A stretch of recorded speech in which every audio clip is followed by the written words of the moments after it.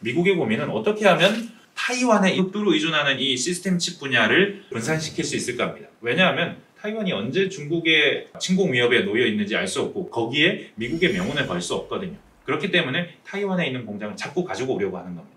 이런 차원에서 보면 TSMC처럼 해야 될 필요는 없을 가능성도 있어요. 좋은 거라고 볼 수도 있지만 다른 한편으로 보면 삼성은 영원히 파운드리에서 기회를 잡지 못한다는 얘기가 될 수도 있습니다.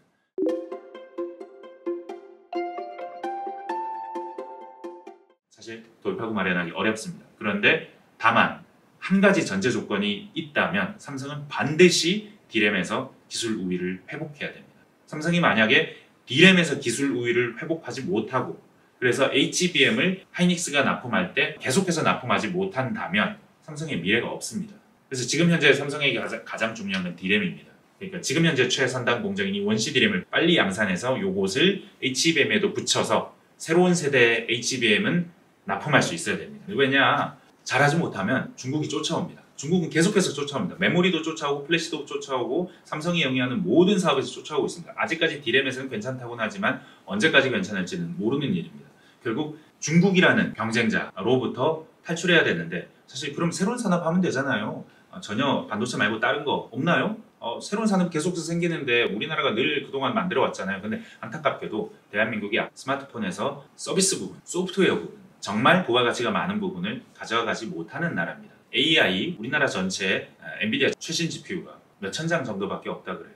테슬라가 이번에 새로운 AI 모델 그룹 만들면서 10만 장 있다고 했습니다. 20만 장까지 늘릴 거라고 그랬어요. 테슬라 기업 X, 일론 머스크가 가지고 있는 이 기업 하나가 가지고 있는 양의 몇십 분의 1밖에 못 가지고 있는 겁니다. 게다가 소프트웨어 엔지니어, 컴퓨터 공학 엔지니어 우리가 얼마나 가지고 있나요? 한계가 있습니다. 결국 우리가 해야 될 건 일단은 제조이고 삼성이 했던 첨단 제조입니다. 가장 미세한 D램을 만드는 것. 이 기술적 우위가 있으니 파운드리도 미세한 시스템 칩을 만드는 거니까 이거 역시 우리가 할 수 있는 산업. 앞으로 점점 더 파이를 키워가야 되는 사업인데 지금 못하고 있을 뿐입니다. 이걸 해야 됩니다. 왜냐하면 생각해 보십시오. 요즘 제가 한 번씩 깜짝 놀란 거 TV 틀면 요즘 가장 많이 나오는 CF 중에 하나가 로봇 청소기입니다. 중국 로봇 청소기인데 한국에서 광고를 물량 공세를 1등입니다. 한국 1등이고 세계 1등입니다. 그리고 로봇 청소기 시장에서 1등부터 10등까지 중에 9개가 중국 회사입니다. 한국 회사 없습니다. 드론은요? 드론은 DJI. 이 회사가 사실상 독점하고 있습니다. 카메라는요? 카메라 이런 것도 사실상 DJI나 그 기타 중국 기업들이 새로운 종류의 제조 물품, 새로운 종류의 제품이 등장하면 그거 중국이 다 가져갑니다. 배터리, 한국 업체들 잘하지만 사실은 물량과 가격으로만 따지면 중국이 이기기 어렵습니다. 전기차, 전 세계에서 전기차 시장을 리드하는 거 다 중국입니다. 그러니까 새로 생기는 첨단 제조를 대한민국이 중국보다 잘할 가능성이 많지 않습니다. 그렇다면 우리는 여튼 첨단 제조를 해야 돼요. 여튼 첨단 제조를 해야 되는데 어떤 첨단 제조를 할 수 있느냐? 지금 하고 있는 가장 고부가가치인 제조업은 놓치면 안 됩니다.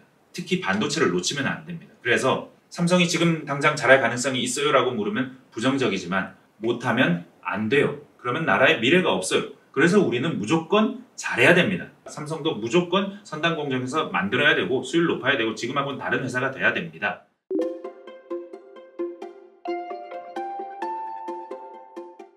TSMC가 지금 미국에 1,000억 달러를 들여서 공장을 더 짓겠다고 하고 있습니다. 지금 이미 애리조나 피닉스에 지었습니다. 그래서 올해 양산을 해요. 4나노 정도일 거라고 말합니다. 아주 첨단은 아니지만 거의 선단 공정인 4나노에서 양산을 할 거라는데 근데 또 1,000억 달러를 투자해서 어쩌면 2나노 이상 그러니까 대만은 반도체 방패라고 해서 나라를 중국으로부터 지키려면 TSMC가 가장 좋은 공정은 여기서 생산해야 돼 라고 합니다. 근데 그것까지 포기해가면서 미국에 가장 좋은 파운드리 공장까지 지으려고 하고 있다는 거예요. 얼마나 걸릴지 또 실제로 돈이 얼마나 될지 모르겠지만 상황이 그렇게 가는 이유는 트럼프 때문입니다. 트럼프는 예측할 수 없어서 이렇게 상황이 되고 있어요 라고 볼 수도 있지만 미국의 이익이 그렇기 때문입니다. 그게 지금 세계를 움직이는 큰 판이라고 저는 생각합니다. 왜냐? 사실 바이든이 백악관에서 반도체 갖고 웨이퍼 들고 회의할 때 기억하실 겁니다. 2, 3년 전인데 그때 회의할 때도 똑같았습니다. 미국의 관심은 뭐냐면 중국과의 대결입니다. 이 대결은 군사 대결이 아닙니다. 바로 경제적 부분, 첨단 산업에서 일어납니다. 근데 이 첨단 산업에서 가장 큰 문제가 뭐냐면 반도체 칩이 그러니까 여기 안타깝지만 대한민국은 여기서 미국의 아웃 오브 안중입니다. 대한민국은 별로 중요하지 않아요. 바로 이 고민에서는. 이 고민이 뭐냐면 가장 중요하고 가장 선단 공정인 시스템 칩을 100% 타이완에 의존하고 있다는 사실입니다. 100%. 하나도 미국이 만들지 못하고 있어요. 지금. 인텔이 만들었는데 인텔이 완전 제조 분야에서는 완전히 맛이 가버려서. 그래서 미국의 고민은 어떻게 하면 타이완에 이렇게 극도로 의존하는, 대만에 극도로 의존하는 이 시스템 칩 분야를 위험을 분산시킬 수 있을까 합니다. 왜냐하면 타이완이 언제 중국의 침공 위협에 놓여 있는지 알 수 없고 거기에 미국의 명운을 걸 수 없거든요. 그렇기 때문에 타이완에 있는 공장을 자꾸 가지고 오려고 하는 겁니다. 그래서 TSMC는 1,000억 달러를 들여서 새로 투자하겠다고 발표하는 것인데 이런 차원에서 보면 대한민국은 어쩌면 미국의 요구에서 그렇게까지 TSMC처럼 해야 될 필요는 없을 가능성도 있어요. 좋은 거라고 볼 수도 있지만 다른 한편으로 보면 영원히 바운드리에서 못 따라가게 되는 상황으로 갈 수도 있습니다. 사실 TSMC가 이렇게 큰 도전을 1,000억 달러를 쓰겠다고 한 그 배경에는 물론 미국의 압력도 있지만 이 애리조나 피닉스 공장에서 해보니까 되는 거예요. 사실은 모리스 창이 타이완 벗어나면 안 된다고 그랬어요. 그거 인건비도 비싸고 미국 엔지니어들은 정교하지도 않고 미국 물가도 비싸고 안 돼 라고 했는데 막상 가서 해보니까 되는 겁니다. 왜냐? TSMC는 이미 어디에다가 공장을 지어도 똑같은 설비를 똑같은 라인에 똑같은 설계도를 지어서 정확하게 같은 수율을 낼 수 있고 실제로 같은 수율을 낸다는 거예요. 타이완 본토와 비슷한 수율을 낸다는 겁니다. 그래서 올해 양산을 한다는 겁니다. 근데 삼성은 안타깝게도 한국에서도 아주 좋은 수율을 내지도 못했고 선단 공정에서 좋은 성과를 내지도 못했는데 미국에서 똑같이 삼성도 미국에서 짓고 있죠. 텍사스에 짓고 있습니다. 근데 그 공장 가동이 올 연말 내년 초로 밀린다는 것 같습니다. 왜? 수율도 못 잡겠고 주문도 못 받고 있고 그러는 와중에 사실 더 투자라고 하지 않을 수도 있죠. 다른 걸 하라고 할 수도 있죠. 근데 다른 걸 하라라는 말은 삼성은 영원히 바운드리에서 기회를 잡지 못한다는 얘기가 될 수도 있습니다. 결국은 삼성이 혁신을 해야 됩니다. 특히 바운드리를 놓치면 안 됩니다. 고객과 경쟁하는 비즈니스는 안 돼요. 그건 오직 애플에게만 해당되는 말이고 테슬라와 경쟁하지 않습니다. 테슬라 바운드리 해주면 됩니다. 엔비디아와 경쟁하지 않습니다. 엔비디아 바운드리 해주면 됩니다. 그러니까 바운드리를 해야 됩니다. 앞으로 혁신이 거기서 일어나기 때문에 지금 혁신이 거기서 있고 앞으로도 당분간은 바운드리가 혁신의 한 큰 축일 거기 때문에 요거를 빨리 해야 되는데 일단 이걸 하는 건 디램이 돼야 되는 상황. 그리고 이게 바로 미국이라는 지정학적 변수를 맞이한 우리의 상황입니다.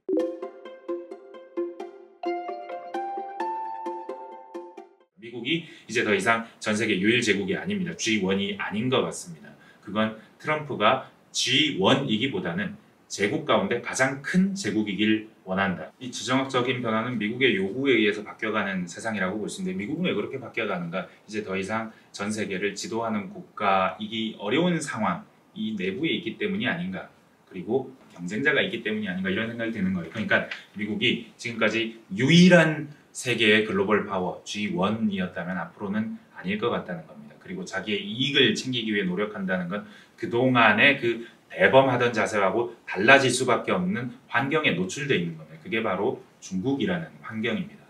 중국이 거의 모든 산업 분야에서 제조를 거의 장악해 가고 있고 한국이 가진 몇 개를 제외하면 실제로 거의 모든 분야에서 장악하고 있고 이 경쟁력을 바탕으로 첨단 산업에서 딥시크 같은 변화를 우습게 여길 수가 없는 상황이 됐거든요. 딥시크는 거의 챗GPT와 유사한 성능을 내는 훨씬 효율적인 시스템입니다.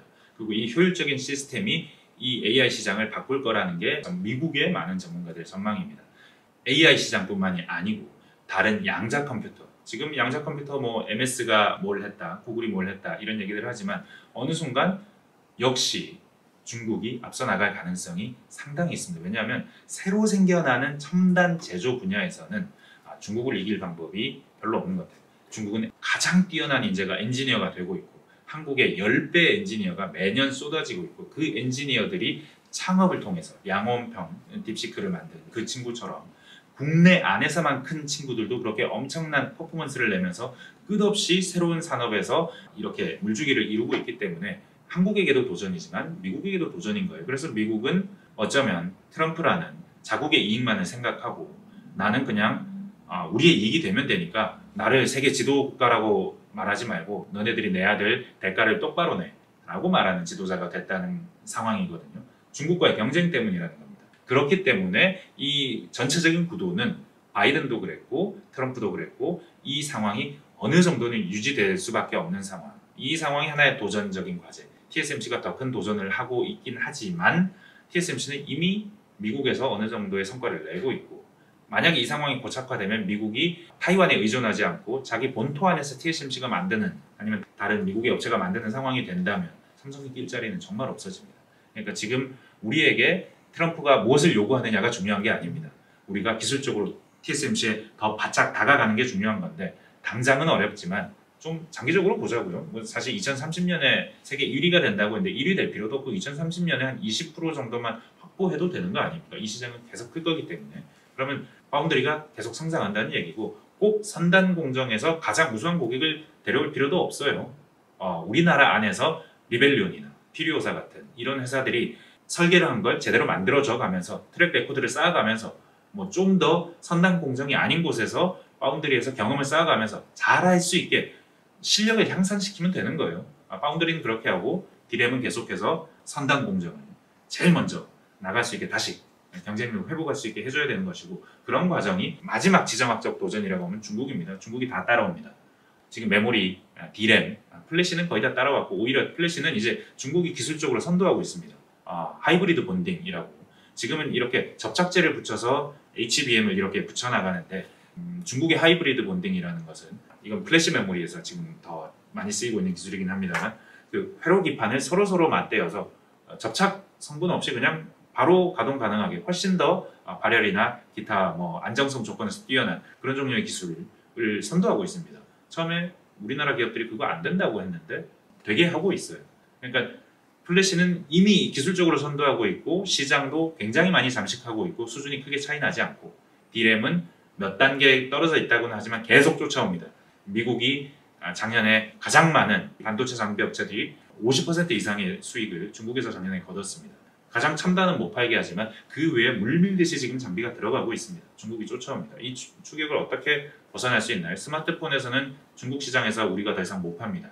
자동차도 중국 시장에서 더 이상 못 팝니다. 중국의 애국주의도 있지만 중국이 잘 만들기 때문입니다. 그럼 결국 우리가 경쟁에서 이기기 위해서는 완전히 이렇게 중국과 미국 사이 경계선이 그어지지 않는 한 중국을 이겨내야 되는데, 반도체에서 어떻게 이겨내느냐? 계속해서 격차를 유지해 나가야 되는 겁니다. 결국은 둘 사이에 끼어 있다면 정말 값어치가 있는 것들은 미국이 다 먹고, 그러면서도 자국의 이익이 될 만한 것들은 계속해서 뺏어오려고 하는 존재인 미국과 모든 값어치 나는 것들을 자기 나라 안에서 다 하려고 하는 중국, 미국과 중국이라는 양대축 사이에서 한국이 끼어 있는데, 살아나는 방법은 결국은 단순한 겁니다.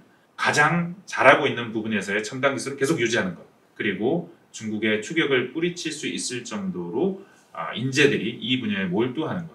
사실은 약간 좋은 조건이라고 하면 EUV 장비 같은 것, 중국이 쓰면 좀 더 첨단 공정에, 선단 공정에 빨리 들어갈 수 있을 장비를 중국이 안 준다는 것, GPU도 점점 더 가장 좋은 건 안 준다는 것. 이런 차원에서 보자면 한국에게 약간의 방패막이 지정학이 될 수도 있으니, 지정학이 전반적으로 보면 불리하지만 과거하고는 완전 다르지만, 그럼에도 불구하고 지정학으로 우리가 안 됩니다 라고 말할 필요는 없다. 그리고 말해서도 안 된다. 결국 삼성이 안 된다라는 것은 삼성이 안 된다가 아니고 대한민국의 성장이 멈춘다라는 얘기이기 때문입니다.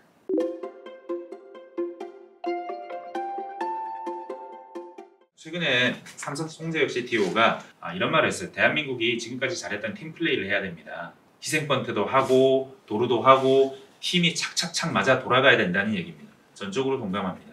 근데 이 팀플레이가 어떤 팀플레이일지, 미래의 팀플레이는 과거의 팀플레이와 달라야 된다는 겁니다. 대기업에 다 몰아주는 팀플레이, 대기업이 아닌 회사들은, 협력업체들은 다 번트하고 도루하는 것도 지켜봐주고, 이런 팀플레이는 그러니까 이게 바람직하지 않아서가 아니고 성장을 불러일으키지 못하기 때문에, 혁신이 일어나지 않게 될 거기 때문에, 삼성 밖에서도 혁신이 있어야 되기 때문에 이 팀플레이라는 것이 모두가 윈윈하는 팀플레이여야 한다는 겁니다.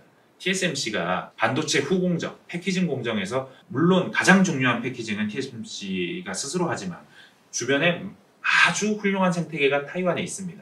그 생태계가 있기 때문에 타이완에 팹리스가 많은 것이고, 많은 팹리스들이 타이완에 와서 그 후공정 업계 생태계를 믿고 계속 계약을 하고 거기서 계속 산업이 발전하는 겁니다. 생태계가 필요한데, 생태계가 생기려면 작은 업체들도 먹을 게 있어야 돼요. 말씀드렸지만 작은 업체가 혁신하기 더 쉽다는 겁니다. 큰 업체보다. 이 작은 업체들이 혁신했을 때 먹을거리가 있게 만들어줘야 되고 그런 팀플레이라는 것은 과거의 팀플레이와 다르다. HBM을 왜 삼성이 못했냐라고 할 때 어떤 사람들이 이런 얘기합니다. 삼성이 한미반도체 기술을 뺏어가서 한미반도체가 소송을 했고 소송을 해서 한미반도체가 이기긴 했지만 삼성에게는 안 좋은 감정이 있을 수 있고 그래서 한미반도체가 TC본딩이라는 기계를 판다든지 HBM을 만드는 데 핵심적인 역할을 했는데 메이드를 했는데 근데 이 한미반도체가 SK하이닉스와 붙게 된 건 그런 연유가 있다라고 설명을 하는 분도 있어요. 이 모든 것이 사실이라고 확증할 수는 없지만 그런 차원에서 보자면 앞으로의 팀플레이가 과거의 팀플레이와는 분명히 달라야 한다. 특히 삼성이 혁신을 못하는 이유는 크기 때문이고 파운드리와 팹리스로 산업이 분화되기 때문입니다. 그러니까 설계 잘하는 애들이 설계를 혁신적으로 해놓고 얘들은 제조를 못하지만 제조를 할 수 있는 기업이 있으면 이 둘이 붙어서 협력을 잘하면 되는 겁니다. 근데 삼성이 지금 이 협력을 잘하지 못하고 있잖아요. 그리고 우리나라는 이 혁신을 할 수 있는 팹리스가 적죠. 언급해봐야 리벨리오, 퓨리오사, 기타 등등의 몇몇 회사뿐이고 성과도 아직 불투명한데 이런 회사들이 더 많이 나올 수 있어야 되고 이 회사들이 삼성과 더 잘 협력할 수 있어야 되고 그 토양이 필요한 그 팀플레이 지금 우리에게 필요한 팀플레이는 그런 팀플레이다라고 생각합니다.